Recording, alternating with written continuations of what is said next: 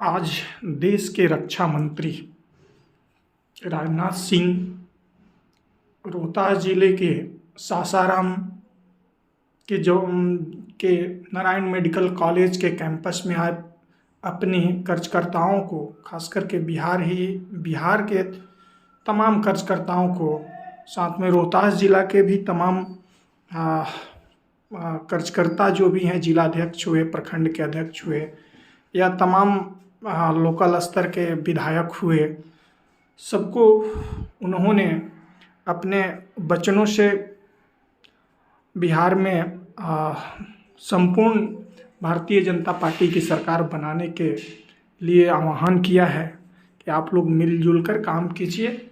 ये राजनाथ सिंह आज इस मंच से सारे लोगों को संबोधित किए हैं, जो यहाँ के तमाम जिलाध्यक्ष, प्रखंड अध्यक्ष हैं, सबको संबोधित करते हुए आज ये जमुहार रोहतास के पावन धरती पर का आगमन हुआ है। और इसी बीच यहाँ के तमाम नेतागण उपस्थित होकर, साथ में कर्जकर्ता भी बहुत शिद्दत से इनको सुन रहे थे और सुनकर अपने कार्यों में लगने के लिए बार बार ये बात कहा जा रहा था और सबों ने ये संकल्प लिया कि भाजपा की सरकार होगी, एनडीए की सरकार इस देश में काम कर रही है। हो सकता है हमारे विरोधी ये कहें कि मोदी जी के नेतृत्व में यह काम हुआ, यह नहीं हुआ, यह हो गया होता तो ज्यादा अच्छा था। लेकिन इतनी बात मैं दावे के साथ कह सकता हूं, इस सच्चाई को कोई नकार नहीं सकता है कि भारत में मोदी जी के नेतृत्व में सरकार बनने के बाद भारत का मस्तक दुनिया में ऊंचा हुआ। पहले अंतर्राष्ट्रीय मंचों पर भारत कुछ बोलता था, भारत की बातों को जिस गंभीरता पूर्वक किया जाना चाहिए उस गंभीरता के साथ नहीं लिया जाता था। लेकिन आज अंतर्राष्ट्रीय मंचों पर भारत कुछ बोलता है तो मेरे बहनों भाइयों, सारी दुनिया कान खोलकर सुनती है कि भारत बोल क्या रहा है। यह भारत की हिस्से है।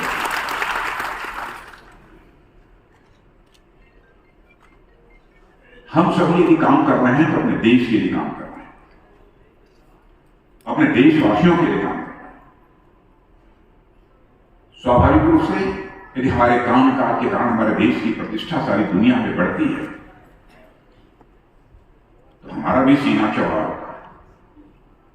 क्या क्या काम मोदी जी के नेतृत्व की सरकार ने किया है। मैं जानता हूं कि इस भारत के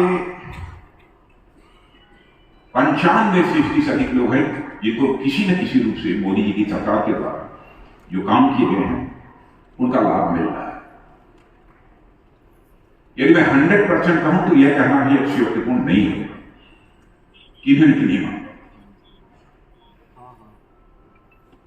पहले ये कोई कल्पना नहीं करता था कि ऐसी शख्सियत कोई प्रधानमंत्री के रूप में आएगी कि भारत का सितारा सारी दुनिया में चमक गया। दुनिया के दूसरे देशों के लोग भारत के बारे में यह कहने लगे भारत जिस तेजी के साथ आगे बढ़ रहा है कुछ कहा नहीं जा सकता कि दुनिया का सबसे विकसित देश यदि भविष्य में कोई बनेगा तो केवल और केवल भारत।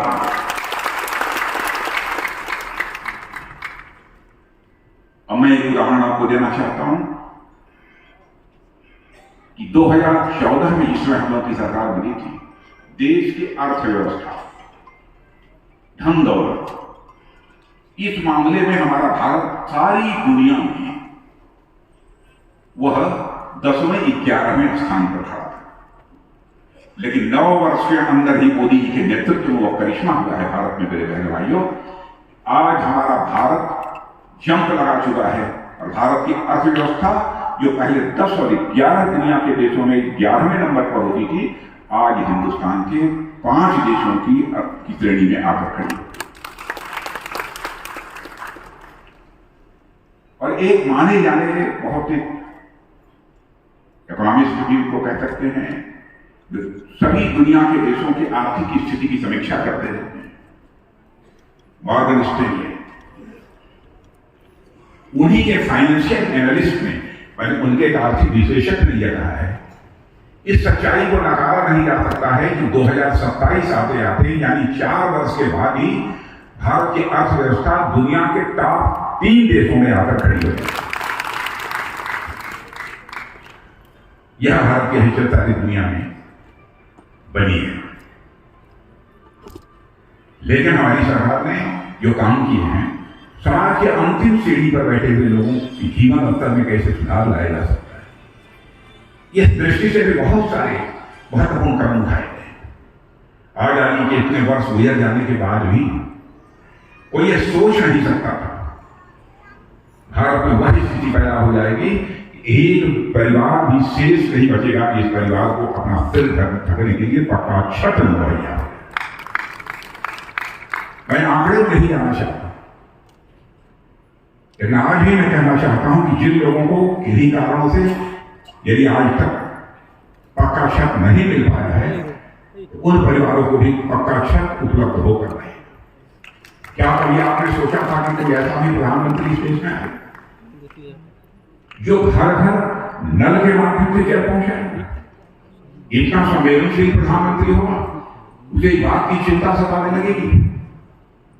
हमारी घर की माताएं बहनें भले ही गरीब परिवार से क्यों ना आती, पानी लेने के लिए दूर दराज उन्हें न जाना पड़े और एक घड़े के ऊपर घड़ा, घड़े के ऊपर घड़ा पानी से भरा हुआ उसे लेकर उन्हें आना पड़ता।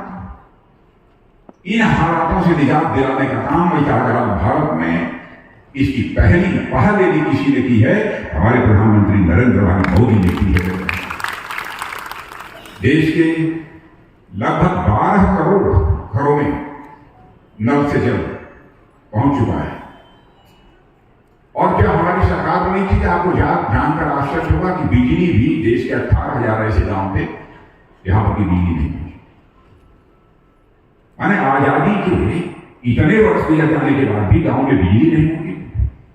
मैं दावे के साथ कह सकता हूं कि आज हिंदुस्तान में एक भी ऐसा घर शेष नहीं बचा होगा जिन घरों में बिजली की रोशनी न चमकती हो, ऐसा एक घर भी अब नहीं बचा होगा। के लिए कितना लाभकारी होता है, कितनी मदद उसको मिलती है, यह कोई धनवान व्यक्ति नहीं बता सकता, वो कोई गरीब व्यक्ति बता सकता है कि 6 रुपये क्या राहत होगी। और मुझे याद है, एक भी पैसा इसमें भ्रष्टाचार की भेंट नहीं किया। मैं आपको याद दिलाना चाहूंगा, राजीव गांधी जो भारत के प्रधानमंत्री थे, राजीव गांधी जी कहते थे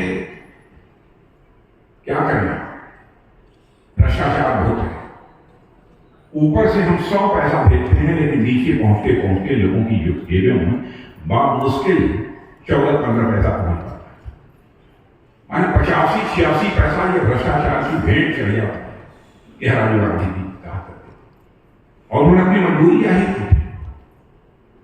भाई, मैं राजीव गांधी की आलोचना नहीं कर रहा, मैं किसी प्रधानमंत्री की आलोचना करता भी नहीं, क्योंकि मैं मानता हूं प्रधानमंत्री व्यक्ति नहीं होता है, संस्था होता है और स्वस्थ लोकतांत्रिक व्यवस्था में संस्था की इज्जत की जानी चाहिए, उसका आदर किया जाना चाहिए। लेकिन ईमानदारी से उन्होंने अपनी मजबूरी बताई। क्या नहीं 100 पैसा भेजते हैं, इस बात उसके 14 पैसा 15 पैसा नीचे तक लोगों के पास पहुंच पाता है। लेकिन देखा हमारे 56 इंच चौड़े सीने वाले प्रधानमंत्री ने पूरे सिस्टम में बदलाव लाकर वो करिश्मा कर दिया कि दिल्ली की बैंक से 100 पैसा चलता है तो 100 का 100 पैसा गरीब के हाथों में पहुंच। यह है भाषण देकर कभी भ्रष्टाचार को समाप्त नहीं किया जा सकता। भाषण देकर भ्रष्टाचार को कभी कम भी नहीं किया जा सकता। सिस्टम में बदलाव लाने की आवश्यकता। और मैं कह सकता हूं, अभी मैं दावा नहीं करता कि 100% भ्रष्टाचार समाप्त हो गया, लेकिन उस दिशा में प्रभावी कदम हमारी सरकार ने उठाया है। इस सच्चाई को कोई नकार नहीं सकता। इसके अतिरिक्त भी प्रधानमंत्री फसल बीमा योजना के अंतर्गत जो हमारी स्कीम बनाई गई है, उससे आप सभी अच्छी तरह परिचित हैं। अब आपको जानकर आश्चर्य होगा कि इसके अंतर्गत इस देश में लगभग 38 करोड़ लोगों का पंजीकरण हुआ है। 38 करोड़ लोगों का पंजीकरण हुआ है। जो भी हमारा किसान अनाज पैदा कर रहा है उसकी उचित कीमत जो बाजार में मिलनी चाहिए वो नहीं मिल पाती। पहली बार किसी प्रधानमंत्री ने सोचा कि हमारा किसान अपने खेतों में अन्न पैदा करने के लिए जो लागत लगाता है उसका कम से कम 1.5 गुना पैदावार के बाद उसे हासिल होना चाहिए। इसलिए मिनिमम सपोर्ट प्राइस में मोर देन 50%, 50% से अधिक की बढ़ोतरी करने का काम यदि किसी ने किया है हमारे प्रधानमंत्री नरेंद्र भाई मोदी ने किया है। कई ऐसे करिश्माई काम जिनसे कि हमारे देश की जनता अच्छी तरह परिचित है। और हमारे सम्राट जी ने आपको बताया कि 390 नए विश्वविद्यालय, 7 नए IIT, 7 नए IIM और 15 एम्स, 225 मेडिकल कॉलेज। इतना ही नहीं, हमारे प्रधानमंत्री का संकल्प है कि हमारी सरकार के रहते रहते इस भारतवर्ष में एक जिला नहीं बचना चाहिए जिस जिले में कम से कम एक मेडिकल कॉलेज न हो जाए। ऐसा एक जिला भी देश नहीं होना।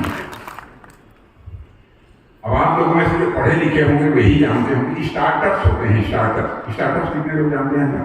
आप कुछ नौजवान पढ़े लिखे होंगे। स्टार्टअप पहले 2009 के पहले इस भारत में स्टार्टअप माने कि अपना पैसा लगा के 50 लाख, 60 लाख, 70 लाख, 80 लाख, 1 करोड़ ये लगा कुछ न कुछ नया रिसर्च करते थे, कुछ अनुसंधान करते थे, नई टेक्नोलॉजी, नई तकनीकी लाते।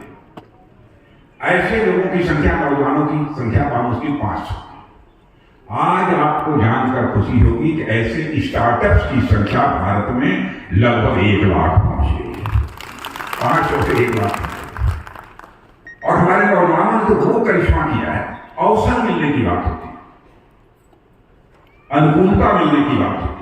यह अवसर अनुकूलता मिलने का ही परिणाम है कि आज लगभग 7,000, 8,000 करोड़ की उनकी कंपनियां हो गई हैं। जिन स्टार्टअप में पहले उन्होंने करोड़, 1.5 करोड़, 2 करोड़, 5 करोड़, 10 करोड़, इस तरीके से हमारा भारत तेजी के साथ आगे बढ़ा है। सब बातें छोड़िए, पैंडेमिक का दौर था, महामारी, कोविड महामारी बिहार में आई थी कि नहीं आई थी? कोविड महामारी के दौर में भारत का शायद ही कोई ऐसा परिवार रहा हो जो प्रभावित न हो। और यह कोविड की महामारी से सारी दुनिया प्रभावित। भारत में कोविड की वैक्सीन नहीं बनती, लेकिन हमारे प्रधानमंत्री ने जिस तरीके की पहल की है मेरे बहनों भाइयों, आपको जानकर आश्चर्य होगा। यहां पर 220 करोड़ डोज, एक भी व्यक्ति शायद शेष नहीं बचा होगा जिसको कम से कम वैक्सीन की 2 डोज का इंजेक्शन मिलना गया हो दावे के साथ। और दुनिया के किसी देश में चले जाइए, उस देश में सभी नागरिकों को वैक्सीन का 2 टीका यानी 2 डोज लग गई हो, एक भी देश नहीं मिलेगा। यहां तक कि दुनिया का सबसे ताकतवर देश अमेरिका में भी आपके नहीं। यह हालत है।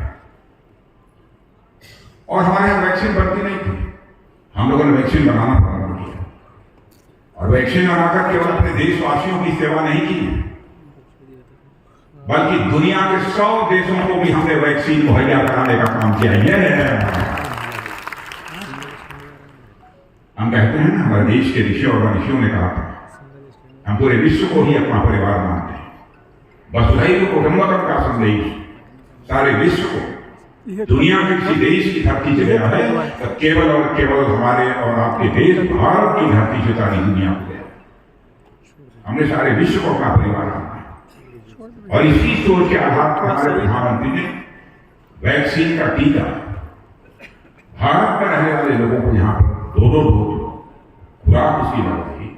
वहीं पर दुनिया के जिन देशों में यह संकट था, जिन्होंने अपेक्षा की कि हमें भारत से मिलनी चाहिए, उनको भी मुहैया कराने का काम किया। यह स्थिति कोविड के दौरान दुनिया के कई देशों में हमारे भारत के नागरिक, भारत के छात्र जो वहां इंजीनियरिंग की, मेडिकल की पढ़ाई कर रहे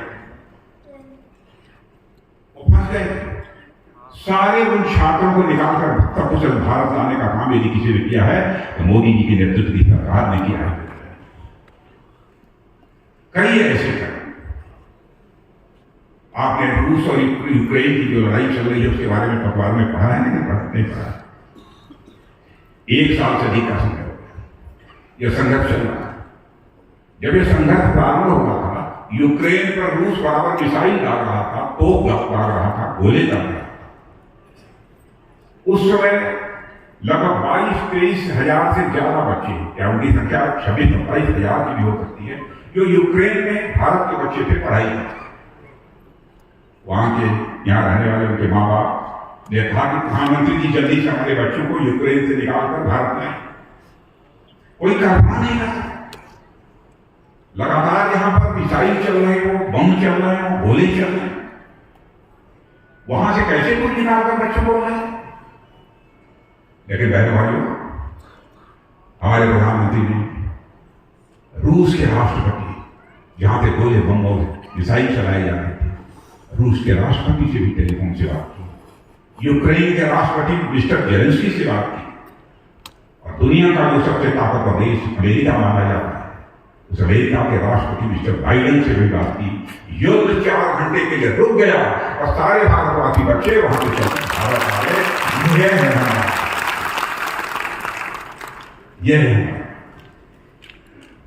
भारत की हैसियत सारी दुनिया में तेजी के साथ बढ़ी। एयरपोर्ट की चर्चा कर रहे हैं हमारे सम्राट जी। एयरपोर्ट पहले केवल 74 थे, 74।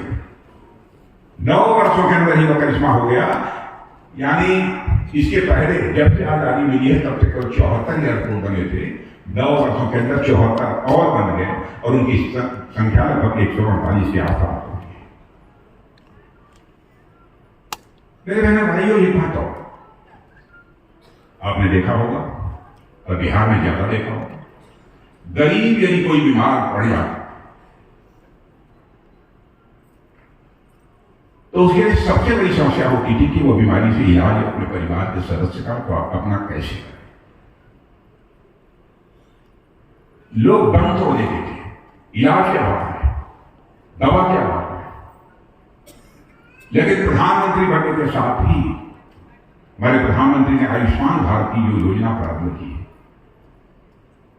आज 5 लाख रुपए तक उस व्यक्ति का मुफ्त इलाज होगा। बहनों भाइयों, इसकी कल्पना भी नहीं की जा सकती। यदि 5 लाख रुपया खर्च करने के बावजूद भी उसकी बीमारी ठीक नहीं होती है तो 5 लाख रुपए का और उसका आगे भी मुफ्त इलाज होगा।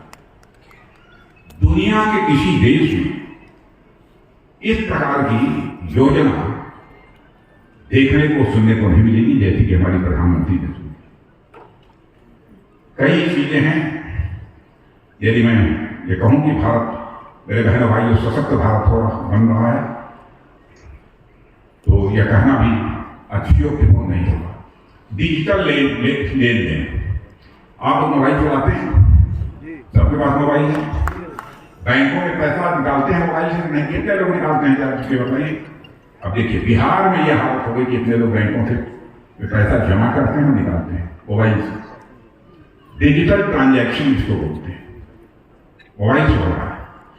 जब प्रधानमंत्री जी ने यह सिलसिला प्रारंभ किया डिजिटाइजेशन का, डिजिटलीकरण का, लोगों ने कहा भारत में अनपढ़ लोग, गरीब लोग, यह क्या जाने बैंक में कैसे पैसा जमा किया जाता है, बैंक में कैसे पैसा मोबाइल के द्वारा निकाला जाता है, क्या जानता है।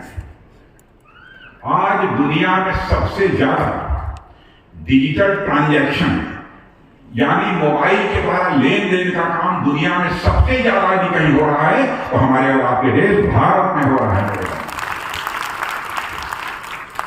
भारत इतना एडवांस हो गया, भारत इतना तेजी से आगे बढ़ गया। तेज गति से चलने वाली ट्रेनें आज लगभग 22-23 ट्रेनें तेजी के साथ चल रही है। भारतीय जनता पार्टी की सबसे बड़ी यह विशेषता है कि भारतीय जनता पार्टी हिंदुस्तान की एक ऐसी राजनीतिक पार्टी है जो कहती है वो करती है। हमारे कृति और कथन, हमारे वर्ड्स और डीड्स, इन दोनों में कोई अंतर नहीं है। और आज हम जानते हैं कि भारत में राजनीति में काम करने वाले लोगों के प्रति लोगों की धारणा क्या थी। राजनीति में काम करता है, झूठ बोलता हूं, ये जो कहते हैं वो करते नहीं। लेकिन मैं बिहार प्रदेश के इंटेलेक्चुअल से, बुद्धिजीवियों से नहीं कहना चाहता, हमारा 1951 का 1951 का भी घोषणा पत्र उठाकर देख लें, जबकि हम भारतीय जनसंघ के रूप में काम करते थे। अपने घोषणा पत्र में उस समय जो कुछ भी हमने कहा था, जब तक नहीं हुआ पूरा हुआ तब तक उसे हम अपने घोषणा पत्रों में डालते। धारा 370 जम्मू कश्मीर की समाप्त होनी चाहिए और जम्मू कश्मीर का भी वही स्टेटस होना चाहिए जो भारत के अन्य राज्यों का दर्जा है, जो स्टेटस है। अब लोग यह कहते थे कि भारतीय जनता पार्टी वाले लोगों का वोट लेने के लिए अनावश्यक रूप से अपने घोषणा पत्र में डाल देते हैं, पूरा नहीं करते, लेकिन हम करते थे। और आपने देखा 2019 में दूसरी बार पूर्ण बहुमत की सरकार दोनों सदनों में बनने के बाद हमने चुटकी बजाकर धारा 370 समाप्त कर दिया और जम्मू कश्मीर का भी वही दर्जा है जो केंद्र सरकार। यानी हमने कहा वो किया। अयोध्या में भव्य राम का मंदिर बनना चाहिए। लोग ये कहते थे ये तब तक राम का मंदिर बनाते रहेंगे जब तक इनकी सरकार में आए, और उसके बाद राम मंदिर नहीं बनाएंगे। ये हमारे विरोधी धर्म पर आरोप लगाते थे। लेकिन बहनों भाइयों, आपने देखा सरकार आने के बाद ही आज अयोध्या की धरती पर भव्य राम का मंदिर बना हुआ।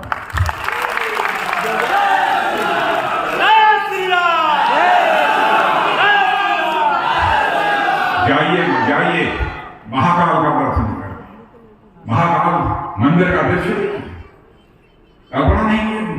बद्री धाम जाइए, केदार धाम जाइए, सोमनाथ जाइए। और जानते हैं यह सब सारी चीजें होने के कारण, भारतीय जीवन मूल्यों के प्रति आस्था बढ़ने के कारण आज विदेशों में कुछ लोग ये कहने लगे कि अब दुनिया में भारत इंडिया के रूप में नहीं जाना जाएगा, बल्कि भारत के रूप में भारत जाना जाएगा। अंग्रेजियत तो धीरे धीरे जा रही है। भारत माता की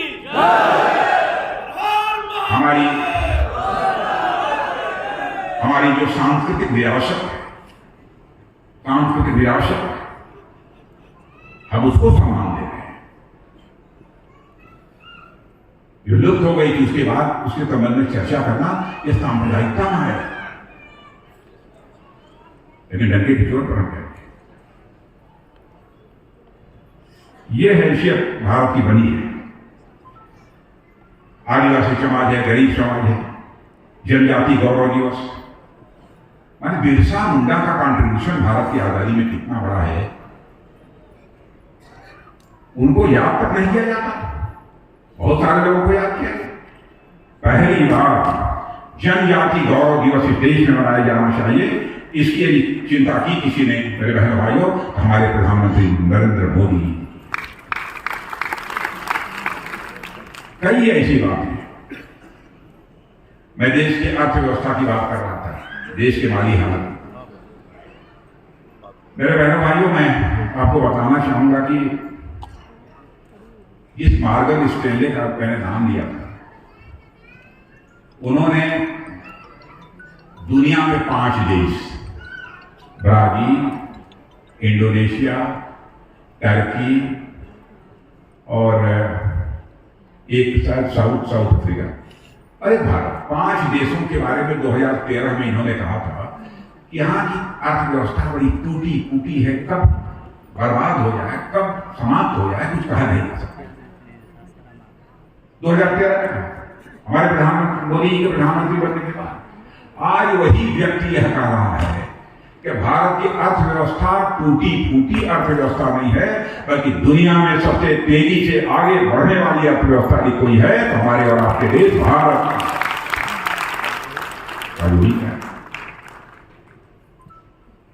हमारे 2 पड़ोसी हैं, पाकिस्तान और चाइना। आप जानते हैं कि पाकिस्तान तो आए दिन कुछ न कुछ इधर उधर की हरकत करता ही रहा, लेकिन अब नहीं हो रही। ठीक है, उरी और पुलवामा का जो कांड हुआ था, उसके बाद हमारे प्रधानमंत्री ने हम 2-3-4 लोगों के साथ बैठकर 10 मिनट के अंदर फैसला किया। क्योंकि उधर से आतंकवादी आकर हमारे सुरक्षा कर्मियों को इधर, कई सुरक्षा कर्मियों को उन्होंने हत्या कर दी, कई हमारे सुरक्षा के जवान से। और उसके बाद हमारे प्रधानमंत्री ने फैसला किया, और उसके बाद जो कुछ भी हमारे भारत के सेना के जवानों ने किया है, मेरे बहनों भाइयों, ये संदेश केवल पाकिस्तान को ही नहीं, सारी दुनिया को चला गया। भारत अब कमजोर भारत नहीं रहा है। भारत के अंदर वह ताकत है जो भारत को छेड़ेगा उसे वह इस पार भी मार सकता है, जरूरत पड़ी तो उस पार भी जाकर मार सकता है। यह भारत के हिस्से है।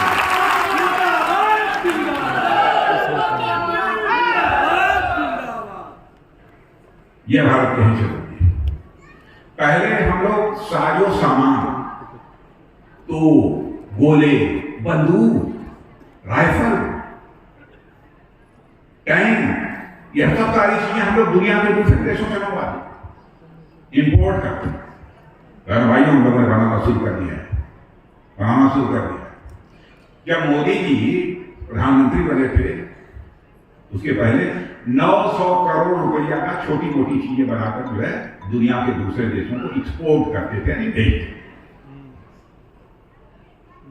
और आज 2 वर्षों में लगे करिश्मा हुआ है, क्या 16,000 करोड़ रुपए से ज्यादा का एक्सपोर्ट डिफेंस आइटम का हम लोग कर। और देख लेना, 1-2 साल के अंदर हम इसको 35,000 करोड़ रुपए तक ले, 35,000। और भारत में रक्षा उत्पादन, डिफेंस प्रोडक्शन 1,10,000 करोड़ रुपए से ज्यादा का हो रहा है, जो आज तक न हुआ था न किसी को कल्पना की। भारत इतनी तेजी के साथ बढ़ रहा है हर चीज में। सारी उपलब्धियों के लिए हम चर्चा करें तो बहुत लंबी चौड़ी सब सारी उपलब्धियां हैं, लेकिन मैं इतना ही कह सकता हूं आप सबको कि हम सबको लगकर काम करना है। हम केवल सरकार बनाने के लिए राजनीति नहीं करते, हम राजनीति करते हैं, समाज बनाने के लिए राजनीति करते हैं, देश बनाने के लिए राजनीति करते हैं। इस संकल्प के साथ हम सबको काम करने की जरूरत है।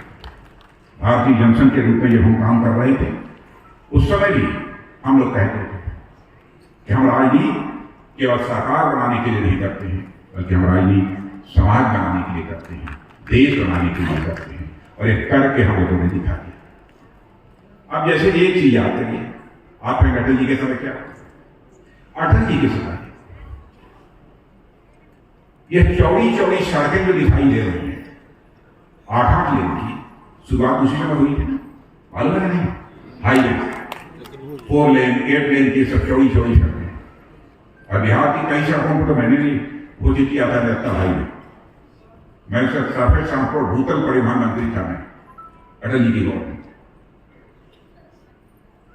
और आज आपको जानकर खुशी होगी, दुनिया को आश्चर्य होगा, जहां कांग्रेस की हुकूमत में प्रतिदिन 5 kilometre, 6 kilometre, 8 kilometre national highway बनती थी, आज प्रतिदिन 38 किलोमीटर नेशनल हाईवे बन रही है। प्रतिदिन 38 किलोमीटर, 3.5 लाख किलोमीटर से ज्यादा ग्रामीण सड़कों का निर्माण हो चुका है।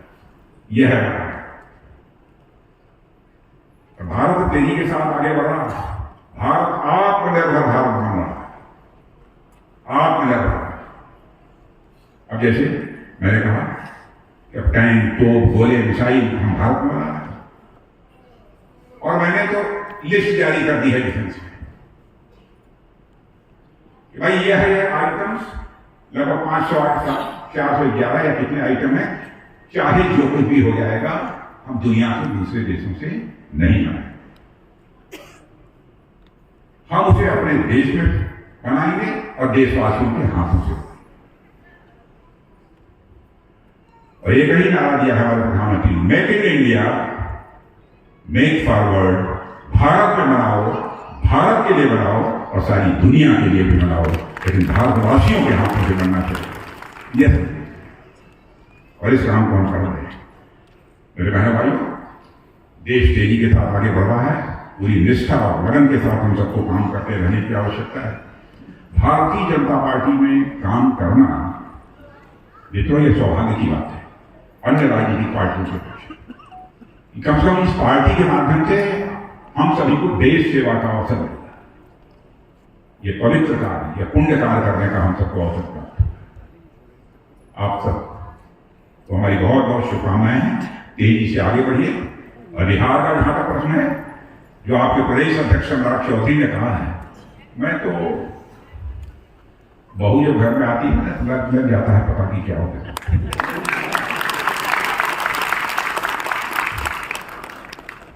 मुझे लगता है कि सम्राट चौधरी के भी पांव कुछ ऐसे ही हैं और किसी सहयोग से नहीं। सचमुच अब तो भाई यह लगने लगा है Bharatiya Janata party clear majority के साथ, स्पष्ट बहुमत के साथ बिहार में सरकार बनने के लिए आपको बहुत बहुत